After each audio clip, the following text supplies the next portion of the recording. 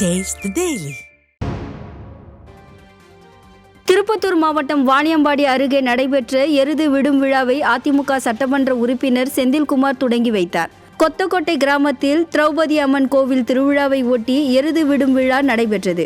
எருது விடும் விழாவினை வாணியம்பாடி அதிமுக சட்டமன்ற உறுப்பினர் செந்தில்குமார் கொடியசைத்து துவக்கி வைத்தார். பல்வேறு பகுதிகளில் இருந்து 200க்கும் மேற்பட்ட காளைகள் எருது விடும் விழாவில் பங்கேற்று சீறி பாய்ந்து ஓடின. குறிப்பிட்ட இலக்கை குறைந்த வினாடிக்குள் கடந்த காளைகளுக்கு பரிசுகள் வழங்கப்பட்டன. இதனை ஆயிரக்கணக்கான பொதுமக்கள் கலந்து கொண்டு கண்டு ரசித்தனர்.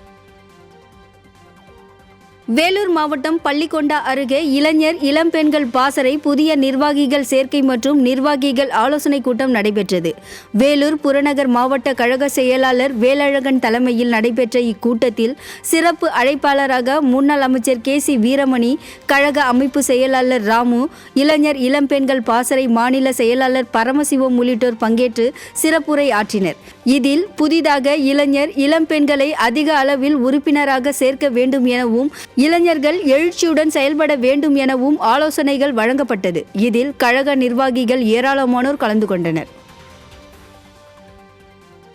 வேலூரில் இளைஞர் இளம்பெண்கள் பாசறை புதிய நிர்வாகிகள் சேர்க்கை மற்றும் நிர்வாகிகள் ஆலோசனை கூட்டம் நடைபெற்றது. வேலூர் மாநகர மாவட்ட கழக அலுவலகத்தில் இளைஞர் இளம்பெண்கள் பாசறை செயலாளர் ரஞ்சித்குமார் ஏற்பாட்டில் நடைபெற்ற இக்கூட்டத்திற்கு மாவட்ட கழக செயலாளர் SRK அப்பு தலைமை வகித்தார். இதில் சிறப்பு அழைப்பாளராக மாநில இளைஞர் இளம்பெண்கள் பாசறை செயலாளர் டாக்டர் பரமசிவம், முன்னாள் அமைச்சர் KC வீரமணி, கழக அமைப்பு செயலாளர் ராமு, மாவட்ட செயலாளர் வேலழகன், சுகுமார் உள்ளிட்டோர் பங்கேற்று சிறப்புரை ஆற்றினர். இந்த கூட்டத்தில் ஏராளமான அதிமுக நிர்வாகிகள், தொண்டர்கள் ஆர்வத்துடன் பங்கேற்றனர். மயிலாடுதுறை மாவட்டம் பூம்புகார் தொகுதியில் திமுகவினர் அதிமுகவில் இணைந்தனர்.